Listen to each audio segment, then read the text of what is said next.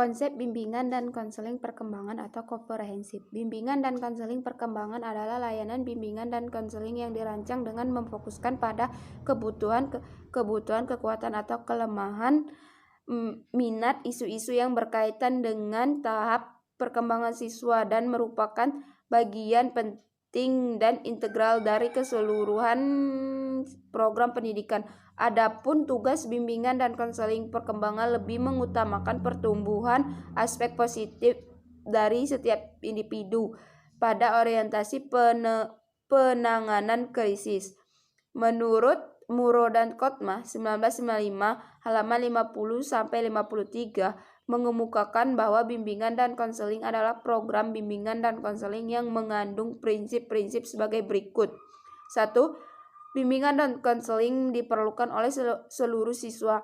2. Bimbingan dan konseling perkembangan memiliki fokus pada kegiatan pembelajaran. 3. Guru bimbingan atau konselor juga sebagai perancang dan pengembang kurikulum dalam pengembangan aspek kognitif, efektif, dan psikomotorik. 4. Guru pembimbing atau konselor dan guru adalah fungsional bersama dalam program bimbingan dan konseling perkembangan. 5. Kurikulum yang diorganisasikan dan direncanakan.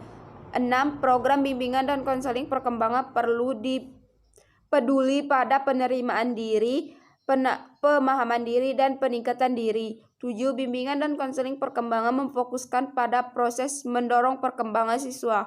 8. Bimbingan dan konseling perkembangan lebih peduli pada pengembangan yang terarah daripada akhir perkembangan yang definitif. 9. Perkembangan bimbingan dan konseling perkembangan yang berorientasi pada tim. 10. Bimbingan dan konseling perkembangan peduli pada identifikasi awal akan kebutuhan khusus siswa. 11. Bimbingan dan konseling perkembangan peduli pada penerapan psikologi. 12. Bimbingan dan konseling perkembangan memiliki kerangka dasar psikologi anak, perkembangan anak, dan teori-teori belajar.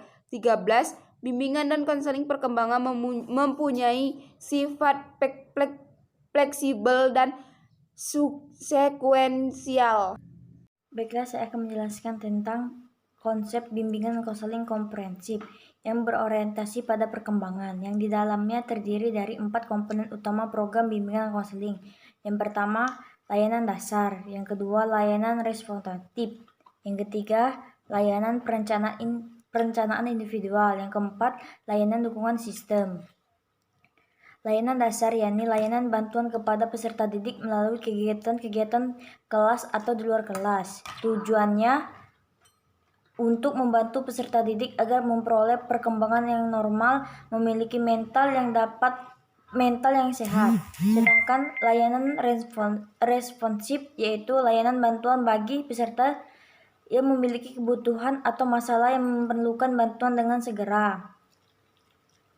Tujuannya membantu peserta didik agar dapat mengatasi masalah yang dialaminya, yang dapat dilakukan melalui strategi layanan konsultasi. Sedangkan layanan perencanaan individual yaitu bantuan kepada peserta didik agar mampu membuat dan melaksanakan perencanaan masa depannya. Tujuannya adalah agar peserta didik dapat memiliki kemampuan untuk merumuskan tujuan, merencanakan atau mengelola perkembangan dirinya baik menyangkut aspek pribadi, sosial, belajar maupun karir. Sedangkan layanan dukungan sistem yaitu kegiatan-kegiatan manajemen yang bertujuan mematapkan atau memelihara dan meningkatkan program bimbingan dan konseling di sekolah secara menyeluruh melalui pengembangan profesional hubungan masyarakat. Saya Dia Mutia. Di sini saya akan menjelaskan materi tentang domain perkembangan peserta didik.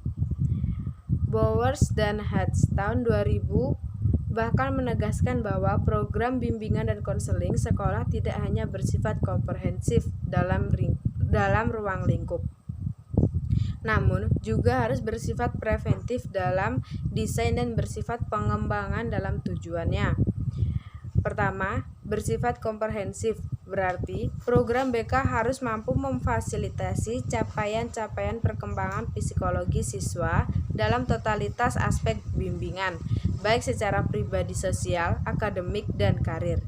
Layanan yang diberikan pun tidak hanya terbatas pada siswa dengan karakter dan motivasi unggul serta siap belajar saja, tetapi layanan BK ditunjukkan untuk seluruh siswa tanpa syarat apapun, dengan harapan setiap siswa dapat menggapai sukses di sekolah dan menunjukkan kontribusi nyata dalam masyarakat.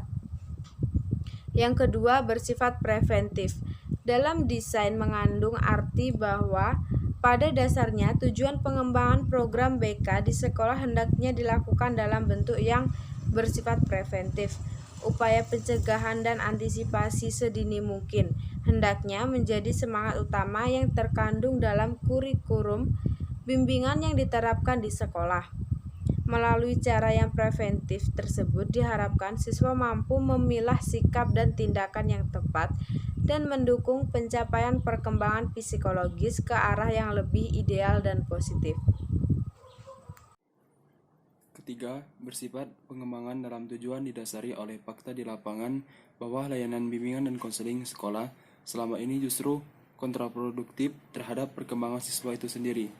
Kegiatan layanan bimbingan dan konseling sekolah yang berkembang di Indonesia selama ini lebih terfokus pada kegiatan-kegiatan yang bersifat administratif dan klerikal, seperti mengelola kehadiran dan ketidakhadiran siswa, mengenakan sanksi disiplin pada siswa yang terlambat dan dianggap nakal. Dengan demikian, wajar apabila dalam masyarakat dan bagi siswa-siswa sendiri, guru bimbingan dan konseling distigmakan sebagai polisi sekolah.